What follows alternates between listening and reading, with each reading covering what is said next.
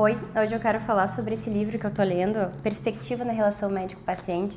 E eu gosto muito de ler livros para médicos, principalmente quando fala sobre esse convívio com o paciente, porque justamente é onde pode dar mais problemas e incomodações para o médico. E lendo esse livro eu achei tão legal, porque ele vai... É um livro mais antigo, mas ele fala muitas coisas sobre como o médico deve se comportar frente ao paciente, e é uma coisa que eu acho muito legal e que realmente é o que pode gerar uma solução de conflitos e que faça com que você não seja processado. Então é muito importante. Eu quero ler aqui com vocês algumas partes do que eu achei interessante, que faz muito sentido com o meu pensamento, porque muitas vezes eu vejo outros colegas advogados que tentam botar muito medo no médico e dizendo a única forma de você não ser processado é se você se encher de documento, porque aí você vai ter as provas totais.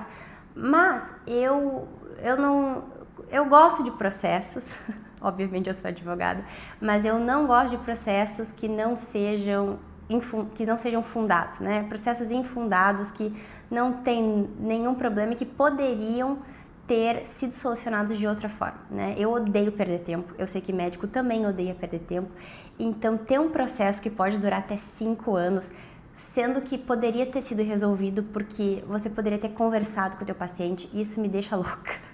Isso é realmente, enfim. Então eu sempre, quando eu tenho essas consultorias com os meus clientes, eu fico muito feliz que eles me abordam muito sobre como conversar com o paciente, como abordar de uma forma que o paciente entenda a sua autonomia, né? Entenda que o médico é quem detém realmente o conhecimento, a tua autoridade, mas mesmo assim que o paciente se sinta acolhido, se sinta visto e que não seja não pela incapacidade do médico ou pela forma errada ou talvez por uma negligência ou imprudência do médico que comprometa a relação entre eles e faça o paciente processar. Que não seja pelas tuas atitudes, né? A atitude do médico por talvez não tinha tempo ao atender uma UPA e só ficou olhando pro computador. Aqui tá a tela no meu computador, por isso que eu me virei ali.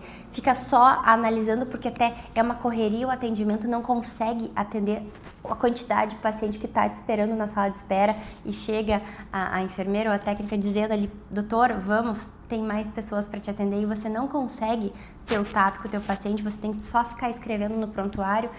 Então, é por essas questões que eu acho muito interessante aqui. E ele cita primeiro uma frase do Rei Lear, do Shakespeare, no segundo ato, cena 4, que ele fala: não somos os mesmos quando a natureza aflita ordena que a alma sofra com o corpo. Ou seja, é óbvio que uma pessoa, quando está sentindo dor, está com alguma emoção descompensada, se eu posso dizer, é óbvio que ela é muito mais propensa a ter conflitos e ela não está na sua sanidade mental correta, se eu posso dizer dessa forma, mas porque realmente quando a gente está sentindo dor, é horrível, a gente só quer que isso passe, a gente quer... E um paciente que está sentindo dor, ele vê o médico, mesmo que a gente diga que não existe mais essa atenção paternalista do médico, enfim, que existe uma igualdade entre as partes, eu vejo que não. Obviamente, quando eu tô com uma dor, eu quero ir num médico que eu confie, que ele me diga o que eu vou fazer e que ele passe com essa dor. É isso que eu quero. E eu confio totalmente nele. E eu, se soubesse, se eu fosse médica, ok, eu tomaria as atitudes, mas eu não sou. Eu quero alguém especializado que estudou pra isso e que me diga, Rafa, tu vai tomar esse remédio, tu vai fazer isso, tu vai estar boa. É isso que eu quero, né? Então, aqui, ele cita algumas coisas sobre como fazer, como se portar quando um paciente está enfermo. Então, aqui ele fala sobre solicitar uma quantidade de exames, prescrever a medicação, encaminhar o enfermo para um ou outros especialistas, enfim. Mas a melhor coisa que eu vejo é aqui: tomar uma expressão simpática, sorridente e dar uma palmadinha nas costas do enfermo, despedindo-se com as palavras: fique tranquilo, vá em paz, não há nada de anormal.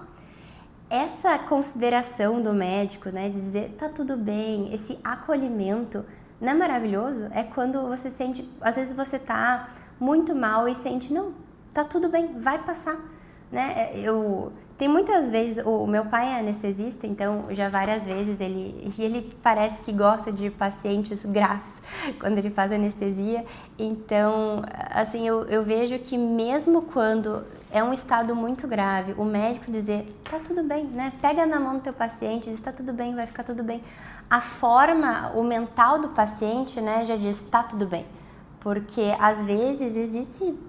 Né, eu não sei explicar disso, mas eu tenho uma impressão muito grande que se eu digo que eu tô mal, cada vez fico mais mal, parece que o nosso corpo vai reagindo dessa forma e realmente você fica mal. Mas se você diz, não, vai dar tudo certo, vai melhorar, vai ficar tudo bem, obviamente que com a parcimônia do que deve ocorrer ou não, mas que tendo alguém, principalmente um médico, que tu confia, que diga, tá tudo bem, vai dar tudo certo, isso causa um alívio no paciente e vai fazer com que a relação esteja muito melhor. Então, essas pequenas causas, assim, eu vou contar uma coisa que eu acho que faz sentido nesse momento, porque quando eu era pequena eu tive encefalite, né? Foi uma questão muito, muito estranha que aconteceu, eu tinha 10 anos de idade e foi uma reação da vacina da febre amarela. Então eu fiquei estrábica, esse meu olho foi totalmente para esse lado. Eu acordei de noite, imagina uma criança de 10 anos chega, eu acordo de noite para ir tomar água e eu vejo que eu tô com uma visão dupla, eu vejo 2 vezes. E eu começo, primeiro eu acho legal, né, porque eu sou, imagina, uma criança de 10 anos, eu pensei, meu Deus, tô vendo tudo duplo. Daí eu comecei depois a ficar, daí voltei a dormir, acordei de novo, meu pai já estava no hospital, minha mãe estava trabalhando também, nessa época eu tinha a minha babazinha, e eu cheguei pra ela e falei, olha, tô vendo tudo em dobro. E ela olha pra mim com o olho arregalado, assim, e vê que o meu olho tá todo pro lado. Liga pro meu pai, então eu vou no oftalmo, eu vou no neurologista, eu vou em todos os médicos possíveis, ninguém sabe o que é, da onde que veio isso. Tive que fazer várias vezes pulsão lombar, foi um terror. Mas o que eu lembro dessa experiência, eu como paciente, né, obviamente que não sei como os meus pais estavam se sentindo, principalmente meu pai por saber o que estava acontecendo, a minha mãe ainda mais desesperada, coitadinha. Mas eu fiquei 2 semanas no hospital internada e eu adorei. Acho que é uma coisa estranha de se falar, mas ok, eu era uma criança de 10 anos, eu não precisava ir na aula, então eu estava adorando. Mas o que eu mais gostei era a atenção que eu tinha. Né? Eu não percebia o estado grave que eu estava e quando os médicos chegavam, ainda mais, imagina, falando com uma criança, tinha os médicos que vinham me apalpar, eu não sei quantos médicos vinham, mas todo dia vinham vários para me ver. Claro, muitos amigos do meu pai vinham para, né, realmente dar um apoio para eles também. Mas eu me senti tão feliz lá, e não eram só os médicos, eram as técnicas de enfermagem, as enfermeiras que iam, todo mundo tinha um cuidado tão bom comigo, que eu tava adorando. E obviamente que depois eu fui tomando muitos remédios, eu vomitava bastante, não era um momento bom. Mas eu não veja que foi a situação mais complicada da minha vida, mas eu não vejo isso como uma coisa ruim. Então, dessa situação, eu encontro bastante o meu médico que me cuidou, o Dr. Charles, e ele é o meu herói, né? Ele é o herói da minha família.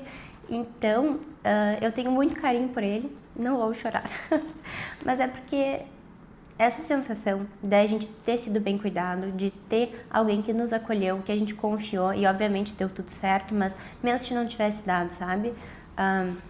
Foi um período doloroso para minha família, para mim não foi, mas ter essa relação médico-paciente, até hoje eu mando coisas pro Dr. Charles, porque eu adoro ele. Então,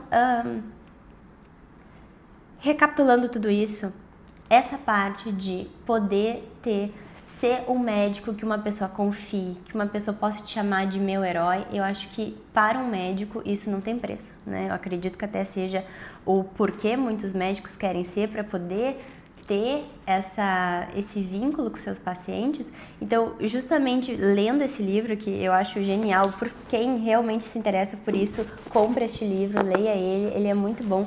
Ele é um pouco antigo, deixa eu ver de quando que ele é, mas ele trata realmente da relação médico-paciente como uma coisa a ser abordada. Esse livro é de 2011 e ele traz realmente esse senso do médico humano, não só aquele médico que enche o paciente de documentos, enche o paciente de exames porque ele não quer que nada passe, ele não quer que ele seja processado. Só que este médico, ele está se protegendo do aspecto técnico, né? E a gente imagina que você sabe o técnico, né? A tua técnica, a tua especialidade, tu sabe. Tu não vai errar. Se você errou, foi por algum contexto que de descuido talvez, ou que não haveria outra forma e aconteceu, mas onde piora as chances é da forma como você trata o seu paciente. Então, seja um médico cuidadoso, mesmo que no momento você não tenha o tempo inteiro para conversar com esse teu paciente, mas depois manda uma mensagem, conversa com ele. Eu tenho alguns clientes que tiveram alguns problemas e que, principalmente quando se fala de cirurgia ou com pacientes graves que estão no estado terminal, provavelmente esse paciente não vai se recuperar, ele vai falecer. Mas ter todo o apoio com a família desse paciente, explicar tudo o que aconteceu, dar toda a explicação, esse atendimento contínuo, com certeza vai fazer com que na tua alma tu te sinta bem, sinta que o teu trabalho foi cumprido, que você está fazendo o teu chamado e que você se sente também tranquilo na hora de chegar em casa, que tudo foi feito certo, teu paciente entendeu, você não vive com aquele receio de, será que eu vou ser processado? Então, fale com o seu paciente, esse é o conselho que eu sempre dou para os meus clientes, espero que seja um bom conselho para você também. Até a próxima!